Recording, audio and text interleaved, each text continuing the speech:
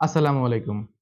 জাতীয় মানসিক স্বাস্থ্য জরিপ অনুসারে ২০১৮-১৯ সালের সর্বশেষ তথ্য অনুযায়ী বাংলাদেশের প্রাপ্তবয়স্ক মানুষের মধ্যে প্রায় ১৮% মানুষ কোনো না কোনো মানসিক সমস্যায় ভুগছে এবং কিশোর-কিশোরীদের প্রায় ১২.৬% কিশোর-কিশোরী কোনো না কোনো মানসিক সমস্যায় ভুগছে এবং আরও দেখা যায় যে প্রতি ৫ জন নারীর মধ্যে ১ জন নারী কোনো না কোনো মানসিক সমস্যায় ভুগছে এবং তারা এই মানসিক সমস্যা ভোগার জন্য বা মানসিক সমস্যা নিয়ে প্রায় ৯১% মানুষই কোনো হাসপাতালে বা কোনো সাইকোলজিস্টের শরণাপন্ন হচ্ছে না। মানসিক স্বাস্থ্যসেবার আওতায় না আসার অন্যতম কারণ হলো মানসিক স্বাস্থ্য সম্পর্কে তাদের অজ্ঞতা। আরো যদি আমি স্পষ্টভাবে বলতে চাই তাহলে বলা যায় তারা তাদের এই মানসিক সমস্যার জন্য কোথায় যেতে হবে বা কি করতে হবে, কখন একজন সাইকোলজিস্টের সাপোর্ট দরকার, এই ব্যাপারগুলো নিয়ে রয়েছে তাদের মধ্যে ধোঁয়াশা। আবার এর মধ্যে যোগ হয় আমাদের বিভিন্ন কুসংস্কার, ধর্মীয় রীতিনীতি এবং আমাদের যে বিভিন্ন অপব্যাখ্যা এগুলো। একজন মানুষ যখন দৈনন্দিন কাজকর্ম করতে অথবা ডেইলি লাইফ ফাংশনিং এ প্রবলেম দেখা দেয় অথবা সে তার নিজের যে পটেনশিয়ালিটি সেটি ব্যবহার করতে পারে না অথবা তার ডিসিশনের সমস্যা বা সে কিভাবে আগাবে তার লাইফের কোনো একটি স্থানে বা কোনো একটি ঘটনাতে সে যদি আটকে যায়, সেক্ষেত্রে একজন সাইকোলজিস্ট দেখানো উচিত। সাধারণত ৪ ধরনের মানসিক সমস্যার জন্য মানসিক স্বাস্থ্যসেবা নেওয়া উচিত এবং সাইকোলজিক্যাল সাপোর্ট দরকার। আজ আমি কথা বলব এই ৪ ধরনের মানসিক স্বাস্থ্যসেবা কি বা কোন ধরনের প্রবলেম হলে আপনারা বুঝবেন যে আমাদের একজন সাইকোলজিস্টের সাপোর্ট দরকার অথবা একজন সাইকোলজিস্টের কাছে যাওয়া দরকার। আজ আমি এ নিয়ে কথা বলব। চলুন শুরু করা যাক। ৪ ধরনের সমস্যার মধ্যে ১ম সমস্যাটি হলো চিন্তার অসুবিধা। চিন্তা একটা পাওয়ারফুল টুলস। এই চিন্তার জন্যই মানুষ আসলে মানুষ হয়ে উঠতে পেরেছে। একটি পশু বা একটি চতুষ্পদ প্রাণী এবং মানুষের মধ্যে অন্যতম পার্থক্য হলো অন্যান্য পশুগুলো চিন্তা করে কাজ করতে পারে না। তাদের বুদ্ধি বিবেচনা করে কাজ করতে পারে না। কিন্তু মানুষ এই বুদ্ধি বিবেচনা করে বা চিন্তা করে তৈরি করে একের পর এক নতুন জিনিস। তৈরি করেছে আজ এত বড় সভ্যতা। কিন্তু এই চিন্তাই কিন্তু মানুষের জন্য কাল হয়ে দাঁড়াতে পারে। একই চিন্তা বা একটি নির্দিষ্ট চিন্তা অথবা একগুচ্ছ চিন্তা যদি মাথার ভিতরে অনিয়ন্ত্রিতভাবে ঘুরতে থাকে অথবা আপনার চাচ্ছেন না যে এই চিন্তাটি আপনার ভিতরে আসুক, তারপরেও যদি এসে মাথার ভিতরে ঘুরতে থাকে, তখন কিন্তু আমরা আমাদের সাধারণ যে কাজকর্ম তা করতে পারি না। আমাদের দৈনন্দিন কাজের ব্যাঘাত ঘটে। আমাদের ঘুমের ব্যাঘাত ঘটে। আমরা আমাদের যে পটেনশিয়ালিটি, সেই পটেনশিয়ালিটি আমরা কাজে লাগাতে পারি না। যেমন পিটিএইচডি রোগীরা। পিটিএইচডি রোগীদের ক্ষেত্রে দেখা যায় যে তারা একটি নির্দিষ্ট চিন্তা বা একটি নির্দিষ্ট ভয়ানক ঘটনা তারা তা মনে করতে চায় না। কিন্তু একটি সময় পর ওই ঘটনাটা তার সামনে চলে আসে বা তার মাথার ভিতরে ঘুরতে থাকে। এটা হতে পারে তার ঘুমের মধ্যে হতে পারে। হতে পারে যে কোনো একটি মোমেন্টে অথবা কোনো একটি সিচুয়েশন এ গেলেই তার ওই চিন্তাটা চলে আসে। তখন কিন্তু সে আর স্টেবল থাকতে পারে না।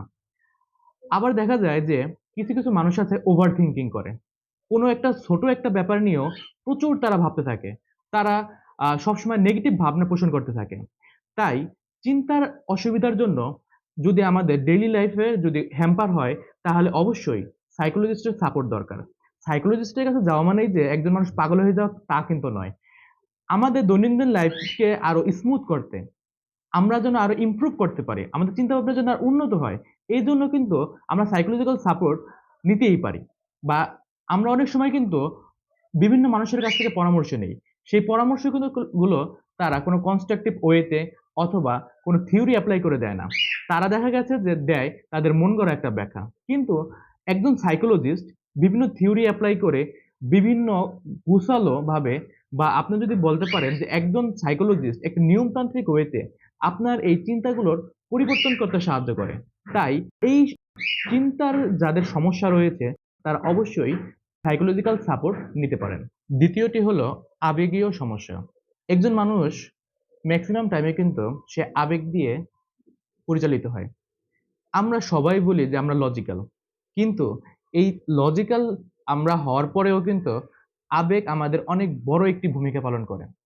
এই আবেগে যদি সমস্যা দেখা দেয় বা আমাদের আবেগীয় যদি কোনো প্রবলেম হয়, তাহলে কিন্তু আমাদের সামাজিক জীবন, পারিবারিক জীবন বা আমাদের অর্থনৈতিক জীবন সব ক্ষেত্রে আমরা বিভিন্ন ধরনের সমস্যায় পড়ি।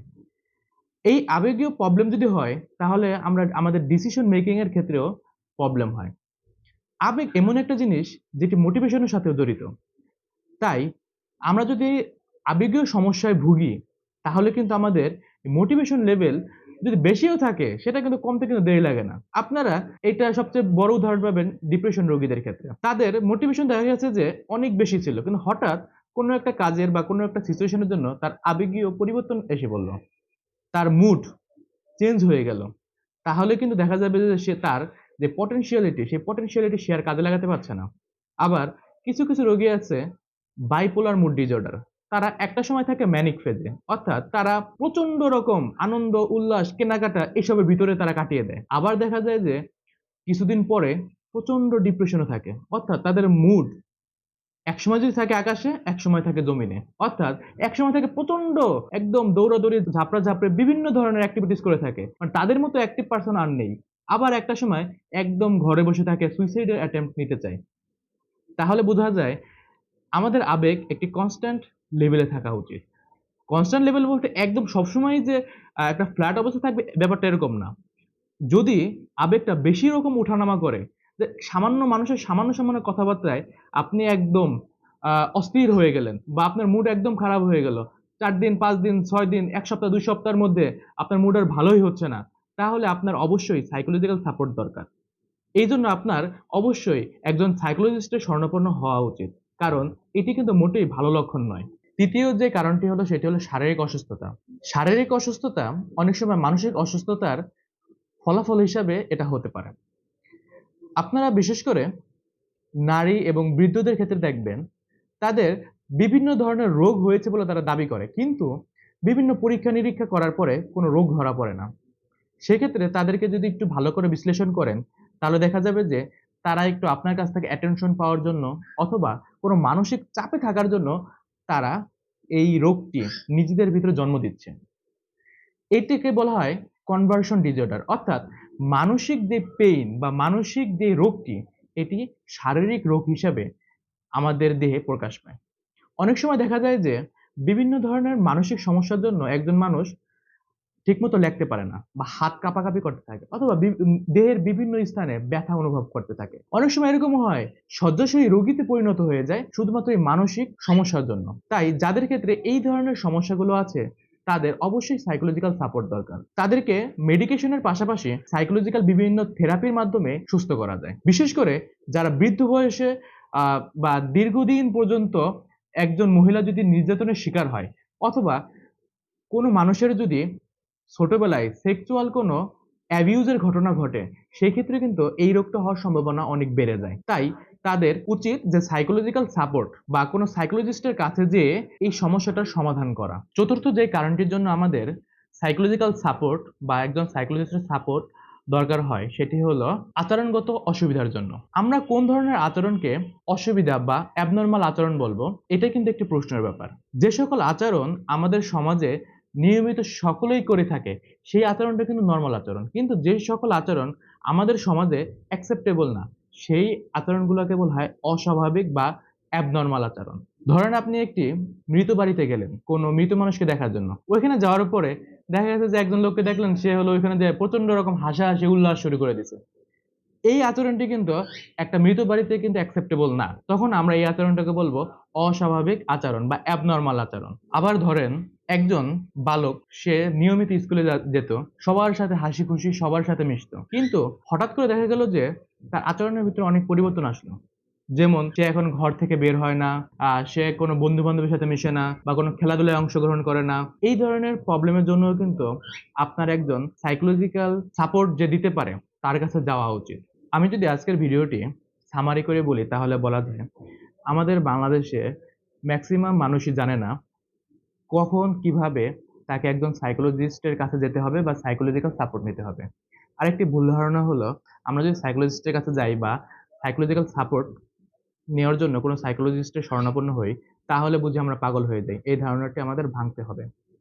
দ্বিতীয়ত আমরা ৪ টি ওয়ে আছে বোঝার যে ৪ টি সমস্যা যদি আপনার ভিতরে আপনি ফিল করেন তাহলে আপনার সাইকোলজিক্যাল সাপোর্ট লাগবে বলে আপনি ধরে নিতে পারেন।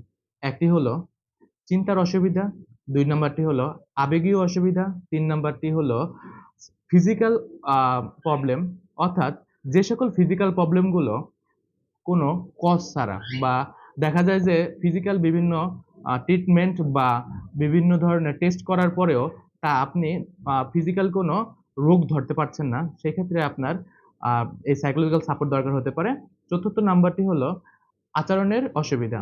অর্থাৎ সমাজে যে সকল আচরণগুলো অ্যাকসেপ্টেবল, সেই আচরণগুলো যদি আ বহির্ভূত, অর্থাৎ সমাজে যে আচরণগুলো অ্যাকসেপ্টেবল না, সেই ধরনের আচরণগুলো যদি করে থাকেন, সেই সময় আপনার উচিত একজন ভালো সাইকোলজিস্টের কাছে যেয়ে সাইকোলজিক্যাল সাপোর্ট নেওয়া এবং একজন অভিজ্ঞ সাইকোলজিস্টের পরামর্শ নেওয়া।